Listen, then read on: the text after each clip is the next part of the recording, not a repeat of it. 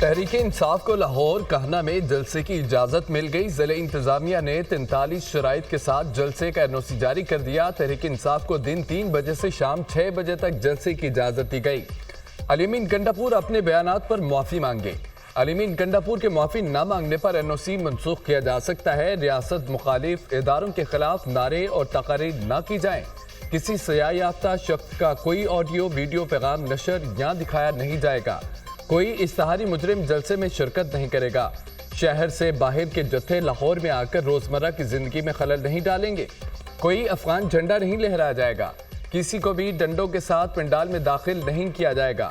ضلع انتظامیہ کی شرائط: حکومت کی خیبر پختونخوا سے آنے والے قافلوں کو روکنے کی تیاری۔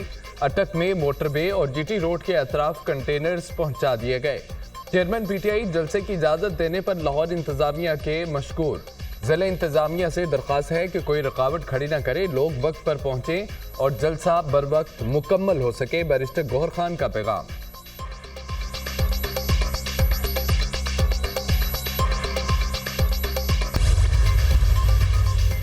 تحریک انصاف کے کارکن پھر آپے سے باہر۔ لاہور گلبرگ میں PTI کارکنوں کا پولیس پر پتھراؤ اور ہوائی فائرنگ۔ مشتعل کارکنوں نے پولیس وین کو بھی نقصان پہنچایا۔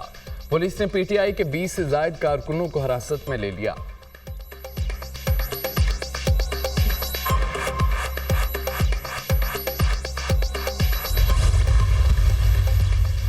تحریک فساد جلسے سے قبل ہی بوکھلاہٹ کا شکار ہو گئے۔ راستے بند کرنے، کنٹینرز لگانے، رکاوٹیں کھڑی کرنے کا پروپیگنڈا مت کریں۔ اگر جلسے کے لیے پنجاب سے لوگ نہیں مل رہے تو ہمارا کوئی قصور نہیں۔ کسی کو روکا گیا ہے، نہ ہی روکا جائے گا۔ تحریک فساد نے جلسہ کرنا ہے تو اپنی ہمت اور دم پر کرے۔ پروپیگنڈا کر کے اور افواہیں پھیلا کر ہمدردیاں حاصل کرنے کا ڈرامہ نہ بند کریں۔ مخصوص جماعت کے لوگوں کی کچھ آڈیو کالز سامنے آئی ہیں۔ آڈیو کالز میں تحریک انصاف کے لوگ فساد برپا کرنے کی پلاننگ کر رہے ہیں۔ یہ لوگ جلسے کے نام پر ملک میں دہشت گردی اور فساد برپا کرنا چاہتے ہیں۔ تحریک فساد کا ماضی کا ٹریک ریکارڈ بھی سب کے سامنے ہے۔ کسی کو سیاسی لبادہ اوڑھ کر فساد پھیلانے کی اجازت نہیں دی جائے گی۔ وزیر اطلاعات پنجاب عظمیٰ بخاری۔ آئین اور عدلیہ کو تہس نہس کرنے کی حمایت نہیں کریں گے۔ مجوزہ آئینی ترامیم کا مقصد صرف حکومت کو تحفظ دینا تھا۔ شخصیات کے بجائے اداروں میں اصلاحات کی جائیں۔ ہم اپنے موقف پر کھڑے رہیں گے، حکومت کو غلط قانون سازی سے روکیں گے۔ ہم بنیادی حقوق کو تحفظ دینے کے ضامن ہیں۔ ارکان اسمبلی کو توڑ کر کچھ بھی کریں گے تو یہ سوداگری ہے۔ غلط ترامیم کو پاس کرنے سے ان کو فائدہ نہیں ہوگا۔ جو ان سے خدمت لے رہے ہیں ان کی خدمت ہوگی۔ مسودے کی ایک کاپی پیپلز پارٹی اور ایک ہمیں دی گئی۔ مسودے میں ہمیں بدنیتی نظر آئی۔ مسودے کے حوالے سے جب کنفیوژن ہوگی تو کیا قانون سازی ہوگی؟ حکومت آئینی ترامیم کا کوئی مسودہ دکھانے کو تیار نہیں تھی۔ بلاول بھٹو کے ساتھ ملاقات میں اپنا ڈرافٹ دینے پر اتفاق ہوا۔ JGI کا حکومت اور تحریک انصاف کے ساتھ باقاعدہ کوئی اتحاد نہیں۔ اگر ہم اتفاق رائے پر پہنچ جاتے ہیں تو یہ سیاست میں اچھی روایت ہوگی۔ JGI سربراہ مولانا فضل الرحمان کا تقریب سے خطاب۔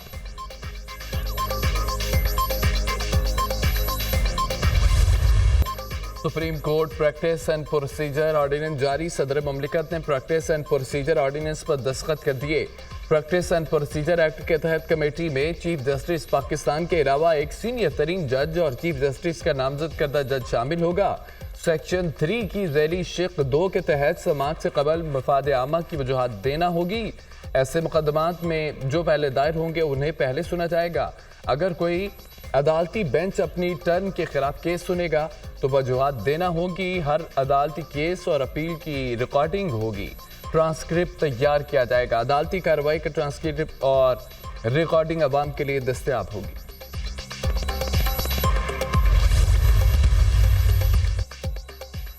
پریکٹس اینڈ پروسیجر ترمیمی آرڈیننس پر عمل درآمد۔ چیف جسٹس قاضی فائز عیسیٰ نے ججز کمیٹی میں تبدیلی کر دی۔ جسٹس منیب اختر 3 رکنی ججز کمیٹی سے باہر ہو گئے۔ جسٹس امین الدین ججز کمیٹی کا حصہ بن گئے۔ جسٹس امین الدین خان سینیورٹی لسٹ میں 5ویں نمبر پر ہیں۔ رجسٹرار سپریم کورٹ نے نئی ججز کمیٹی کا نوٹیفیکیشن جاری کر دیا۔ 3 رکنی ججز کمیٹی پانچوں کی تشکیل اور انسانی حقوق کی مقدمات کا جائزہ لیتی۔ پریکٹس اینڈ پروسیجر ایکٹ میں نامناسب سمجھا گیا کہ ترمیم کی جائے۔ عدالتی پروسیس کو شفاف بنانے کے لیے یہ ضروری تھا۔ ان ترامیم سے دنیا میں ہماری عدلیہ کا رینک بہتر ہوگا جو اس وقت کم سطح پر ہے۔ اب جو کیس پہلے آئے گا وہ پہلے سماعت کے لیے مقرر ہوگا، یہ نہیں ہوگا کہ قطار توڑ کر آنے والا کیس سماعت کے لیے مقرر کر دیا جائے۔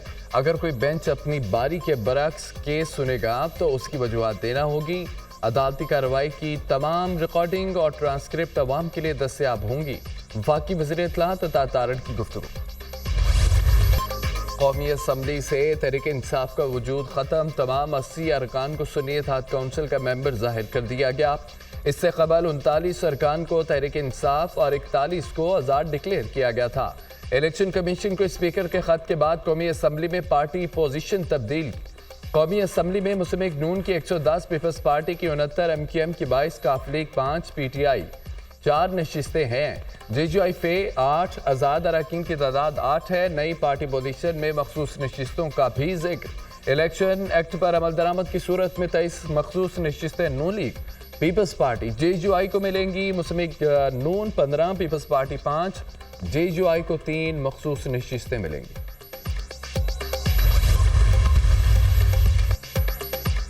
مخصوص نشستوں کی الاٹمنٹ کے لیے اسپیکر قومی اسمبلی کا چیف الیکشن کمشنر کو خط۔ اسپیکر ریاض سعدی کا ترمیم شدہ الیکشن ایکٹ کے تحت مخصوص نشستیں الاٹ کرنے کا مطالبہ۔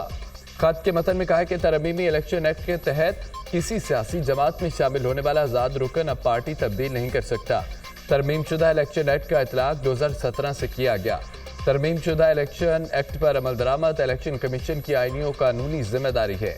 اسپیکر پنجاب اسمبلی کا الیکشن کمیشن کو خط کے متن میں کہا ہے کہ پنجاب اسمبلی میں آزاد ارکان پہلے ہی سنی اتحاد کونسل میں شامل ہو چکے ہیں۔ عملی طور پر ان ارکان کو ایک مرتبہ پھر جماعت کی تبدیلی کا موقع دیا گیا۔ پارلیمان اس سے قبل الیکشن ترمیمی بل پاس کر چکی ہے۔ الیکشن ترمیمی ایکٹ کے بعد حالیہ فیصلے کا اطلاق سنگین صورتحال پیدا کر سکتا ہے۔ سپریم کورٹ کا پی ٹی آئی ارکان اسمبلی کو وابستگی سے متعلق فیصلہ۔ پارلیمنٹ کی قانون سازی کے تناظر میں عدالتی فیصلے پر عمل درآمد ممکن نہیں۔ آزاد رکن سیاسی جماعت میں شامل ہو جائیں تو دوبارہ پارٹی نہیں بدل سکتا۔ اسپیکر سندھ اسمبلی اویس قادر شاہ کا رد عمل۔ اسپیکر کے پی اسمبلی بابر سلیم کا chief election commissioner Sikandar Salman ناجا کو خط۔ اسپیکر بابر سلیم نے خط میں لکھا، خیبر پختونخوا میں سینٹ انتخابات کو بار بار ملتوی کیا گیا۔ سپریم کورٹ میں مخصوص نشستوں کا فیصلہ ہو چکا ہے۔ سپریم کورٹ کے فیصلے پر ہر صورت عمل درآمد کیا جائے۔ آئین سب سے بالاتر ہے، اس پر عمل کیا جائے۔ سپریم کورٹ کا فیصلہ آئین کی روح اور منشا بیان کرتا ہے۔ تمام ادارے بشمول الیکشن کمیشن سپریم کورٹ فیصلے کے پابند ہیں۔ سپریم کورٹ نے واضح کیا ہے کہ مخصوص نشستیں کس پارٹی کا حق ہے۔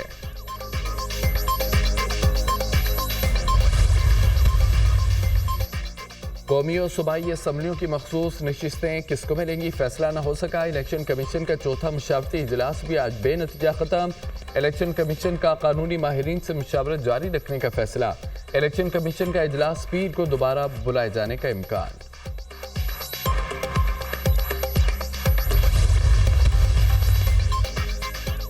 ہماری کوشش ہے کہ جمہوریت کو نقصان نہ پہنچے، آئین مضبوط رہے، عدلیہ کی آزادی برقرار رہے۔ ہم اپنے منصف اور ادارے کا غلط استعمال نہیں ہونے دیں گے۔ احتجاج کرنا، جلسہ کرنا شہری کا بنیادی حق ہے۔ پنجاب حکومت کس قانون کے تحت احتجاج روک رہی ہے؟ کوئی جلسے میں غلط بات کرتا ہے تو قانون کے مطابق ایکشن لیں۔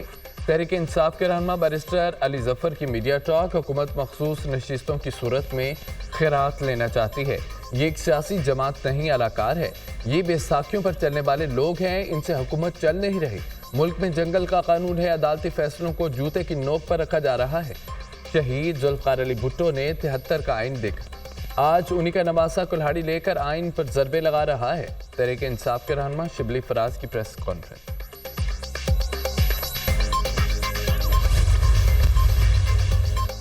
پارلیمان کا قانون سازوں کا اختیار آئین میں دی گئی حدود کے تابع ہے۔ پارلیمنٹ کے قانون سازی کے اختیار پر سپریم کورٹ کا اہم فیصلہ۔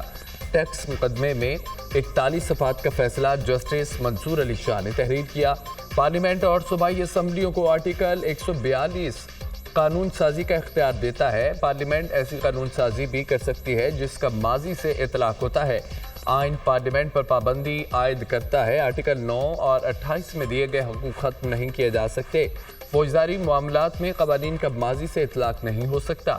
صرف آئین شکنی سے متعلق فوجداری معاملے پر قانون سازی ماضی سے بھی ہو سکتی ہے۔ سول حقوق کو ماضی سے لاگو کرنے کا پارلیمان اور صوبائی اسمبلی کو اختیار نہیں۔ قانون کے ماضی سے اطلاق سے فریقین کے حقوق متاثر ہو سکتے ہیں۔ جتنی زیادہ ناانصافی ہوگی، مقننہ کا کردار بھی اتنا ہی واضح ہونا چاہیے۔ عدالت ماضی میں قرارداد دے چکی ہے کہ قانون میں ترامیم یا قانون ختم کرنا ایک ہی جیسا ہے۔ سپریم کورٹ کا فیصلہ، سندھ ہائی کورٹ کا فیصلہ کالعدم قرار، نجی کمپنیوں کی اپیلیں جزوی طور پر منظور۔